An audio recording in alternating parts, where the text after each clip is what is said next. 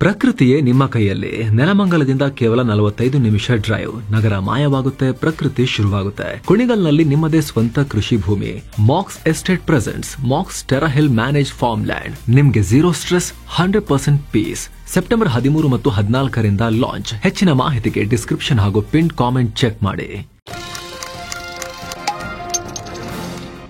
ನೇಪಾಳ ಕ್ರಾಂತಿಗೆ ಬೆಚ್ಚಿತ್ತು ಜಗತ್ತು. 36 ಗಂಟೆಗಳಲ್ಲೇ ಸರ್ಕಾರ ಢಮಾರ್. ಭ್ರಷ್ಟಾಚಾರದ ವಿರುದ್ಧ ಸಿಡಿದೆದ್ದ ಯುವಜನ.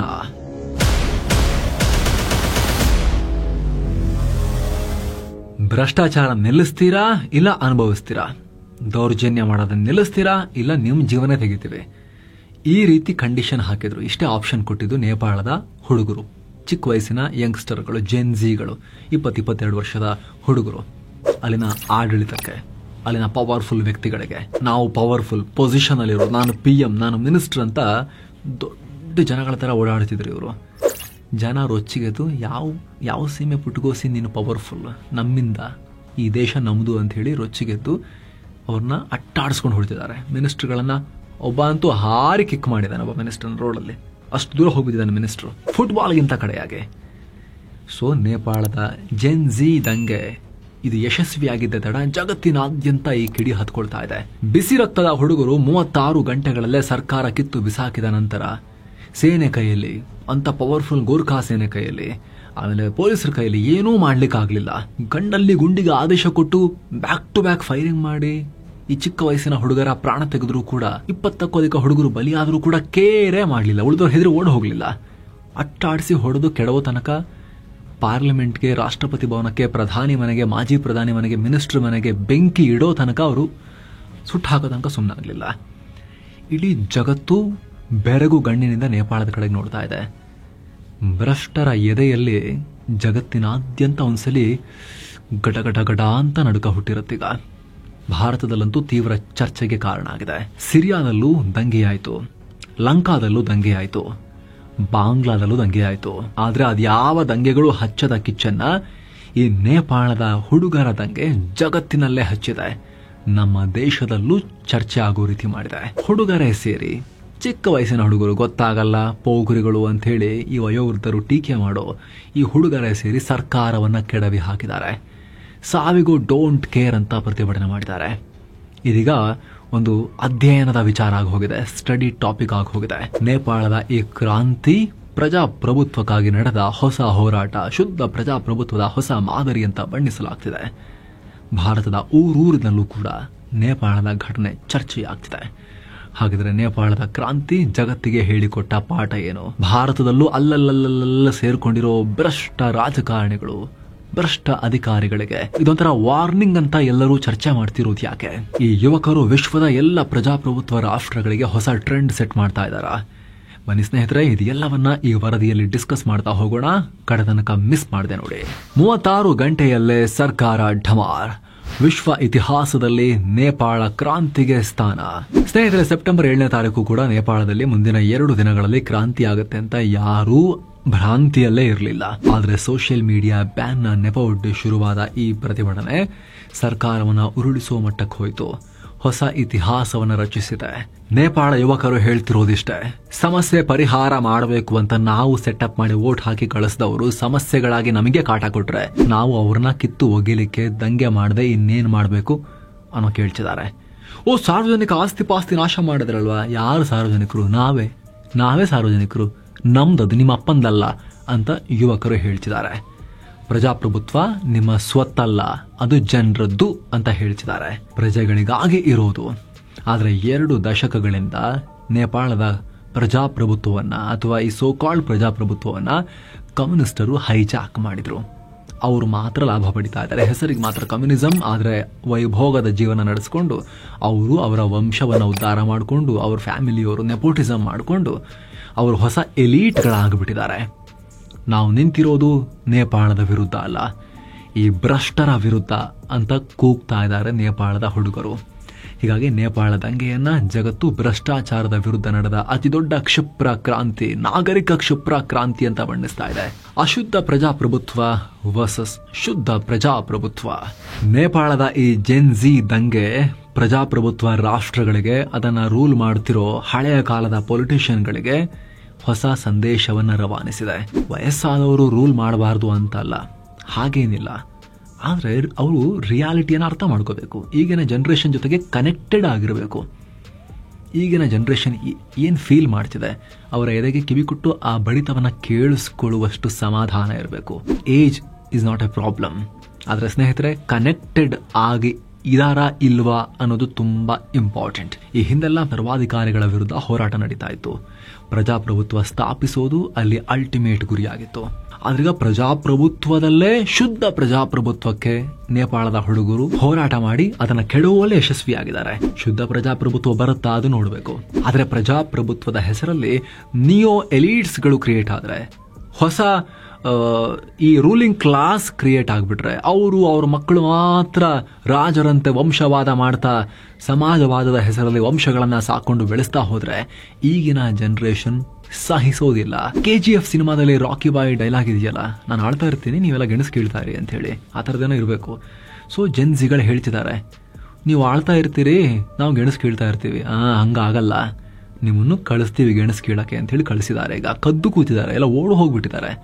ಈ ದೃಶ್ಯ ನೋಡಿ, ಹೆಲಿಕಾಪ್ಟರ್ನಲ್ಲಿ ತುಂಬಿಕೊಂಡು ಹೋಗ್ತಿರೋದು, ಒಳಗಡೆ ಜಾಗ ಇಲ್ಲ ಅಂತ ಹೇಳಿ ಮಿನಿಸ್ಟ್ರುಗಳು ಈ ಹುಡುಗರಿಗೆ ಹೆದರಿ ನೇತಾಡ್ಕೊಂಡು ಹೋಗ್ತಿರೋ ದೃಶ್ಯ ನೋಡಿ. ಇದು ಕಮಾಂಡೋಗಳಲ್ಲ, ಇವರು ಮಿನಿಸ್ಟ್ರುಗಳನ್ನ ಸಿಕ್ಕಿಸ್ಕೊಂಡು ಹೋಗ್ತಿರೋದು. ಕೆಳಗಿದ್ರೆ ಕೊಂದೇ ಬಿಡ್ತಾರೆ ಹುಡುಗರು ಅಂತ ಹೇಳಿ ರೊಚ್ಚಿಗೆದ್ದು.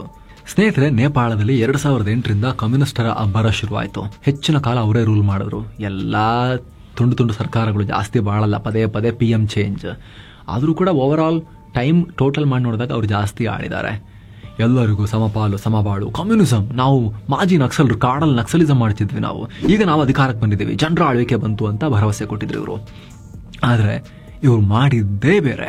ಮಿತಿ ಮೀರಿದ ಭ್ರಷ್ಟಾಚಾರ, ಭಯಾನಕ ನಿರುದ್ಯೋಗ, 3 ಕೋಟಿ ಜನಸಂಖ್ಯೆ ಇದ್ರೂ ಕೂಡ, ಯುವ ಜನರೇ ತುಂಬಿದ್ರು ಕೂಡ ನೇಪಾಳ ಒಂದು ದಿನವೂ ಸಾಧಕರ ಪಟ್ಟಿಯಲ್ಲಿ ಕಾಣಿಸ್ಕೊಳ್ತಾ ಇರಲಿಲ್ಲ. ಜೊತೆಗೆ ಆಗಲೇ ಹೇಳಿದ ಹಾಗೆ ಬರೀ ಫ್ಯಾಮಿಲಿಯನ್ನೇ ಬೆಳೆಸಿದ್ದು ಇವರು. ಎಲ್ಲಾ ಹುದ್ದೆಗಳಲ್ಲೂ ಇವ್ರ ಕಡೆಯವರೇ ಅಲ್ಲ. ಇದರಿಂದ ಜೆನ್ಸಿಗಳು ರೊಚ್ಚಿಗೆದ್ರು. ಪ್ರಜಾಪ್ರಭುತ್ವ ಅಂದ್ರೆ ವೋಟ್ ಹಾಕಿ ಸುಮ್ಮನೆ ನಾವು ಇರ್ತೀವಿ ಅಂತ ಅನ್ಕೊಂಬೇಡಿ, ನೀವು ಕೆಲಸ ಮಾಡಿಲ್ಲ ಅಂದ್ರೆ ಇಳಿಸಿ ಕಳಿಸ್ತೀವಿ, ಹೊಡೆದು ಓಡಿಸ್ತೀವಿ ಅಂತ ಹೇಳಿ ಮೆಸೇಜ್ ಪಾಸ್ ಮಾಡಿದ್ದಾರೆ. ಧ್ವನಿ ಎತ್ತಂಗಿಲ್ಲ, ಯಾಕೆ ಅನ್ಯಾಯ ಮಾಡ್ತಿದ್ದೀರಿ ಅಂತ ಕೇಳಂಗಿಲ್ಲ, ಮಾತೆತ್ತಿದ್ರೆ ಕ್ರಮ, ಕಾನೂನು ಕ್ರಮದ ಭಯ, ಹೆದರಿಸೋದು, ಬೆದರಿಸೋದು, ಅರೆಸ್ಟ್ ಮಾಡಿ ಜೈಲಿಗೆ ಹಾಕೋದು. ಜನರಿಗಾಗಿ ಆಯ್ಕೆ ಮಾಡ್ಕೊಂಡಿರೋ ಸರ್ಕಾರ, ಆ ಕಾನೂನುಗಳು ಆ ಜನರನ್ನೇ ಹರಾಸ್ ಮಾಡಿದಾಗ ನಾವಿನ್ನು ಏನು ಮಾಡಬೇಕಾಗಿತ್ತು ಅನ್ನೋ ಪ್ರಶ್ನೆಯನ್ನ ನೇಪಾಳದ ಜೆನ್ಸಿಗಳು ಕೇಳ್ತಾ ಇದ್ದಾರೆ. ಜೊತೆಗೆ ನಾವು ಯಾವ ಬಲ ಪ್ರಯೋಗಕ್ಕೂ ಜಗ್ಗಲ್ಲ. ಒಂದು ಲಿಮಿಟ್, ಇಡೀ ಸಮಾಜಕ್ಕೆ ಒಂದು ಕಲೆಕ್ಟಿವ್ ಕಾನ್ಷಿಯಸ್ನೆಸ್ ಅಂತಿರುತ್ತೆ, ಸಾಮೂಹಿಕ ಪ್ರಜ್ಞೆ ಅಂತ ಇರುತ್ತೆ. ಪ್ರತಿಯೊಬ್ಬ ವ್ಯಕ್ತಿಗೂ ಬೇರೆ ಬೇರೆ ಬ್ರೈನ್ ಇರೋದು ನಿಜ. ಆದರೆ ಸೊಸೈಟಿಗೆ ಒಂದು ಅದೃಶ್ಯವಾದ, ಎಲ್ಲರಿಗೂ ಒಳಪಟ್ಟ ಒಂದು ಬ್ರೈನ್ ಇರುತ್ತೆ. ಎಲ್ಲರಿಗೂ ಅನ್ವಯವಾಗುವ ಒಂದು ಕಣ್ಣಿಗೆ ಕಾಣಿಸದ ಬ್ರೈನ್ ಇರುತ್ತೆ, ಸೊಸೈಟಿಯ ಬ್ರೈನ್. ಅದು ಸಿಂಗಲ್ ಇಂಡಿವಿಜುವಲ್ ಬ್ರೈನ್ನಷ್ಟು ಫಾಸ್ಟ್ ಆಗಿ ರಿಯಾಕ್ಷನ್ ಕೊಡದೇ ಇರಬಹುದು. ಆದರೆ ಅದ್ರ ಮೇಲಾಗೋ ಒತ್ತಡ ಇದೆಯಲ್ಲ, ಆ ಸಮಾಜದ ಬ್ರೈನ್ ಮೇಲಾಗೋ ಒತ್ತಡ, ಅದು ಬಿಲ್ಡ್ ಆಗ್ತಾ ಬಂದಿರುತ್ತೆ. ಒಂದು ಫ್ಲ್ಯಾಶ್ ಪಾಯಿಂಟ್ ಬೇಕಾಗಿರುತ್ತೆ ಅದಕ್ಕೆ ಸಿಡಿಯೋಕೆ, ಆ ಆಕ್ರೋಶ ಸ್ಫೋಟಗೊಳ್ಳೋಕೆ. ಕಲೆಕ್ಟಿವ್ ಕಾನ್ಷಿಯಸ್ನೆಸ್ನ, ಸಮೂಹ ಪ್ರಜ್ಞೆಯ ಆ ಆಕ್ರೋಶ ಸ್ಫೋಟಗೊಳ್ಳೋಕ್ಕೆ ಒಂದು ಫ್ಲ್ಯಾಶ್ ಪಾಯಿಂಟ್ ಬೇಕಾಗಿರುತ್ತೆ. ಆ ಫ್ಲ್ಯಾಶ್ ಪಾಯಿಂಟ್ ಕೊಡೋಕ್ಕೆ ಒಂದು ಲೀಡರ್ಶಿಪ್ ಬೇಕಾಗಿರುತ್ತೆ. ಅದು ಸಿಕ್ಕಾಗ ಯಾವ ಬಲ ಪ್ರಯೋಗಕ್ಕೂ ಬಗ್ಗಲ್ಲ ಅಂತ. ಲಾಟಿಗೆ ಹೆದರ್ತಾ ಇದ್ದ ಜನ ಬಂದೂಕಿಂದ ಫೈರ್ ಮಾಡಿದ್ರು ಬಗ್ಗಲ್ಲ. ಪೇಪರ್ ನೋಟಿಸ್ಗಳಿಗೆ, ಪೊಲೀಸ್ FIRಗಳಿಗೆ ಹೆದರ್ತಾ ಇದ್ದ ಜನ ಎದೆ ಸೀಳಿ ಹೋದ್ರೂ ಕೂಡ, ರಬ್ಬರ್ ಬುಲೆಟ್ಗಳು ತೂರಿ ಬಂದರೂ ಕೂಡ, ಲಾಠಿ ಪ್ರಹಾರ ಆದರೂ ಕೂಡ, ಕೈಕಾಲು ಮುರಿದು ಹೋದ್ರೂ ಕೂಡ ಕೇರ್ ಮಾಡಲ್ಲ. ಆ ಲೆವೆಲ್ಗೆ ಆ ಸಮಾಜದ ಸಾಕ್ಷಿ ಪ್ರಜ್ಞೆ, ಆಕ್ರೋಶ ಸ್ಫೋಟಗೊಳ್ಳುತ್ತೆ ಅನ್ನೋದನ್ನ ಮಾಡಿ ತೋರಿಸಿದ್ದಾರೆ. KP ಶರ್ಮಾ ಒಲಿ ಸರ್ಕಾರ, ನಾನು ಸರ್ಕಾರ, ನೀವು ಯಾರು ನನ್ನ ವಿರುದ್ಧ ಪ್ರತಿಭಟನೆ ಮಾಡಕ್ಕೆ ಹತ್ತಿಕ್ತೀನಿ ಅಂತ ಹೇಳಿ ತನ್ನ ಸೇನೆಗೆ ಬಂದೂಕನ್ನ ಕೊಟ್ಟು ತನ್ನದೇ ಪ್ರಜೆಗಳ ಮೇಲೆ ಕಳಿಸಿದ್ರು. ಶೂಟ್ ಮಾಡಿದ್ರು, ಕಂಡಲ್ಲಿ ಗುಂಡು ಅಂತ ಆದೇಶ ಕೊಟ್ಟು ಎಲ್ಲ ಪ್ರಚಾರ ಮಾಡಿದ್ರು. ಹೆದರ್ಕೊಂಡು ಓಡ್ ಹೋಗ್ತಾರೆ ಈಗ ಸಣ್ಣ ಹುಡುಗರು ಅಂತ. ಎದೆ ಕೊಟ್ಟು ನಿಂತ್ಕೊಂಡ್ರು. 30 ಯುವಕರನ್ನ ಒಲಿ ಸರ್ಕಾರ ಬಲಿ ಪಡಿತು. ಕೇರೇ ಮಾಡಲಿಲ್ಲ. 1ಕ್ಕೆ 10 ಅನ್ನೋ ತರ ರಿಯಾಕ್ಟ್ ಮಾಡಿದ್ರು. ಗುಂಡ ಹರಿಸ್ತೀರಾ, ಪಾರ್ಲಿಮೆಂಟ್ಗೆ ಬೆಂಕಿ ಅಂತ ಬೆಂಕಿ ಇಟ್ರು. ಆಮೇಲೆ ಫೈನಲಿ ಇದೇ ಹುಡುಗರು ಒಲಿ ಮತ್ತು ಅವರ ಸರ್ಕಾರದ ಎಲ್ಲಾ ಮಿನಿಸ್ಟರ್ಗಳ ಮನೆಗೆ ಬೆಂಕಿ ಇಟ್ರು. ಸುಟ್ಟು ಹೋಯ್ತು ಮನೆ. ಕದ್ದು ಕೂರ್ಬೇಕಾಯ್ತು ಹೋಗಿ ಪ್ರಧಾನಿ ರಾಜೀನಾಮೆ ಕೊಟ್ಟು. ಹಾಲಿಗಳು ಅಂತ ಅಲ್ಲ, ಮಾಜಿಗಳು ವಿಪಕ್ಷಗಳಲ್ಲಿರೋರ್ನು ಬಿಟ್ಟಿಲ್ಲ. ಅವರು ಆಡಳಿತ ಪಕ್ಷದ ಮೇಲೆ ಮಾಡಿರೋ ದಾಳಿ ಅಂತ ಅನ್ಕೋಬೇಡಿ ಸ್ನೇಹಿತರೆ. ಎಸ್ಟಾಬ್ಲಿಷ್ಮೆಂಟ್ ಮೇಲೆ, ಆ ಸ್ಥಾಪಿತ ವ್ಯವಸ್ಥೆ ಮೇಲೆ, ಭ್ರಷ್ಟ ಫೌಂಡೇಶನ್ ಮೇಲೆ ಮಾಡಿದ ದಾಳಿ ಇದು. ವಿಪಕ್ಷದ ನಾಯಕರನ್ನ ಕೂಡ ಬಿಟ್ಟಿಲ್ಲ ಜನ. ಪ್ರತಿಪಕ್ಷಗಳಲ್ಲಿದ್ದ ಲೀಡರ್ಗಳ ಮನೆಗೂ ಕೂಡ ಬೆಂಕಿ ಇಟ್ಟು ದಾಳಿ ಮಾಡಿದ್ದಾರೆ. ಇಡೀ ಸಿಸ್ಟಮ್ ವಿರುದ್ಧ ಮಾಡಿದ ಫೈಟ್ ಆಗಿತ್ತು ಇದು. ಮಿನಿಸ್ಟರ್ ಹೆಂಗ್ ಹೋಗ್ತಾರೆ ಹೇಳಿ ಸಾಮಾನ್ಯವಾಗಿ ಮಿನಿಸ್ಟರ್ಸ್? ನೋಡಿ ಈ ದೃಶ್ಯ ನೋಡಿ, ಓಡ್ತಾ ಇದ್ದಾರೆ. ಒಂದು ಕಿಕ್ ಮಾಡಿಬಿಟ್ಟ ಒಬ್ಬ ಹುಡುಗ, ಅಷ್ಟು ದೂರ ಹೋಗ್ಬಿದ್ರು ನೇಪಾಳದ ಮಿನಿಸ್ಟರ್. ಸೊ ಏನಾಯ್ತು ಫೈನಲಿ? ಎಲ್ಲ ರಾಜೀನಾಮೆ ಕೊಟ್ಟು ತೆಪ್ಪಕ್ಕೆ ಓಡ್ ಹೋದ್ರು. ರಾಷ್ಟ್ರಪತಿ, ಪ್ರಧಾನಿ, ಮಿನಿಸ್ಟರ್, ಸರ್ಕಾರ ಎಲ್ಲ ಹೋಯ್ತು, ಎಲ್ಲ ಕದ್ದು ಕೂತ್ರು.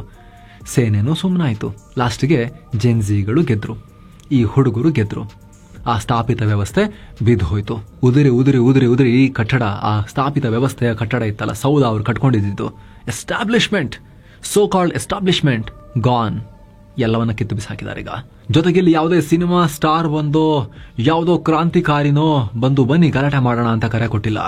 ಇದು ಸಮೂಹ ಪ್ರಜ್ಞೆಯ ಮಡುಗಟ್ಟಿದ್ದ ಆಕ್ರೋಶದ ಸ್ಫೋಟ. 20-25 ವರ್ಷದ ಚಿಕ್ಕ ವಯಸ್ಸಿನ ಹುಡುಗರು ಅವರೇ ಮುಂದೆ ಬಂದು ವ್ಯವಸ್ಥೆಯನ್ನು ಬದಲಾಯಿಸಿದ್ದಿಲ್ಲಿ. ರಾಜಕೀಯ ಪಂಡಿತರು, ಪೊಲಿಟಿಕಲ್ ಸೈಂಟಿಸ್ಟ್ಗಳು ನೆಕ್ಸ್ಟ್ ಇದನ್ನ ಓದಬೇಕಾಗತ್ತೆ. ಒಂದು ಚಾಪ್ಟರ್ ಆಗಿ ಪೊಲಿಟಿಕಲ್ ಸೈನ್ಸ್ ಸ್ಟೂಡೆಂಟ್ಸ್ ಇದನ್ನ ನೆಕ್ಸ್ಟ್ ಸ್ಟಡಿ ಮಾಡಬೇಕಾಗತ್ತೆ. ಆ ರೀತಿ ಇದು ಅಚ್ಚರಿ. ಇದು ಜನ ಸಮೂಹ ಮಾಡಿರೋ ಬದಲಾವಣೆ. ಇದು ಯಾವ ಒಬ್ಬ ಲೀಡರ್ ಮಾಡಿರೋ ಬದಲಾವಣೆ ಅಲ್ಲ. ಜೊತೆಗೆ ಈ ದಂಗೆ ಸಂವಿಧಾನಕ್ಕಿಂತ ಜನರ ನಿರ್ಧಾರವೇ ಮೇಲು ಅನ್ನೋದನ್ನ ತೋರಿಸ್ಕೊಟ್ಟಿದ್ದಾರೆ. ಸಂವಿಧಾನವು ಜನರದ್ದೇ ಸಂವಿಧಾನ, ಸಂವಿಧಾನದಿಂದ ಜನ ಅಲ್ಲ ಅನ್ನೋದನ್ನ ತೋರಿಸ್ಕೊಟ್ಟಿದೆ. ಸರಿಯಾಗಿ ಜನರ ಅಭಿಪ್ರಾಯಗಳನ್ನ ಪ್ರತಿನಿಧಿಸದ ಜನ ಅಲ್ಲಿ ಹೋಗಿ ಕೂತ್ಕೊಂಡು ಜನರ ಅಭಿಪ್ರಾಯಗಳಿಗೆ ಮನ್ನಣೆ ಕೊಂಡಾಗ ಅವ್ರಿಗೆ ಬೇಕಾದಂಗೆ ಸಂವಿಧಾನ ಮಾಡಿಕೊಂಡು ಅವ್ರಿಗೆ ಇಷ್ಟ ಬಂದಂಗೆ ಮಾರ್ಪಾಡುಗಳನ್ನ ಮಾಡಿಕೊಂಡು ಅವ್ರು ರೂಲ್ ಮಾಡ್ತಾರೆ ಅಂತ ಹೊರಟ್ರೆ, ಜನ ಇಡೀ ಸಿಸ್ಟಮ್ ಅನ್ನ ಕುಟ್ಟಿ ಪುಡಿ ಮಾಡಿ ಹೊಸದಾಗಿ ಕಟ್ತಾರೆ, ಅವ್ರಿಗೆ ಬೇಕಾಗಿರೋದನ್ನ ಮತ್ತೆ ಮಾಡ್ಕೊಳ್ತಾರೆ ಅನ್ನೋದನ್ನ ಕೂಡ ತೋರಿಸ್ಕೊಟ್ಟಿದ್ದಾರೆ. ಜೊತೆಗೆ ಸ್ನೇಹಿತರೆ, ಇದು ನೇಪಾಳದಲ್ಲಿ ಮುಂದೆ ಯಾರೇ ಯಾವುದೇ ರೀತಿ ಸರ್ಕಾರ ಬಂದರೂ ಕೂಡ ಅವ್ರ ತಲೆಯಲ್ಲಿ ಶಾಶ್ವತವಾಗಿ ಉಳ್ಕೊಳ್ಳುತ್ತೆ ಈ ಭಯ. ಜನ ಏನ್ ಮಾಡಬಲ್ಲರು ಅನ್ನೋ ಭಯ. ಜೊತೆಗೆ ಜಗತ್ತಿನಾದ್ಯಂತ ಇರೋ ಭ್ರಷ್ಟರು, ಕೆಟ್ಟ ರಾಜಕಾರಣಿಗಳು, ಎಲ್ಲರೂ ಅಂತ ಹೇಳಲ್ಲ, ತುಂಬಾ ಒಳ್ಳೆ ಅಧಿಕಾರಿಗಳಿದ್ದಾರೆ, ತುಂಬಾ ಒಳ್ಳೆ ಪೊಲಿಟಿಷಿಯನ್ಸು ಇದ್ದಾರೆ. ಅದರ ನಡುವೆ ಜನರ ಜೀವ ಹಿಂಡೋ ಭ್ರಷ್ಟ ಅಧಿಕಾರಿಗಳು ಮತ್ತು ಕೆಟ್ಟ ಪೊಲಿಟಿಷಿಯನ್ಸ್ ಕೂಡ ಇದ್ದಾರೆ. ಅವರಿಗೆಲ್ಲ ಈಗ ಮನಸ್ಸಿನ ಒಳಗೆ ಅಂಜಿಕೆಯನ್ನ, ಅಳುಕನ್ನ ತುಂಬುವಲ್ಲಿ ನೇಪಾಳದ ಈ ಪ್ರತಿಭಟನೆ ಯಶಸ್ವಿಯಾಗಿದೆ. ಇದಕ್ಕೆ ಸಂಬಂಧಪಟ್ಟಂತೆ ನಿಮ್ಮ ಒಪಿನಿಯನ್ ಏನು ಕಾಮೆಂಟ್ ಮಾಡಿ ತಿಳಿಸಿ. ಮತ್ತೆ ಭೇಟಿ ಆಗ್ತಿರೋಣ ಸ್ನೇಹಿತರೆ. ನಮಸ್ತೆ.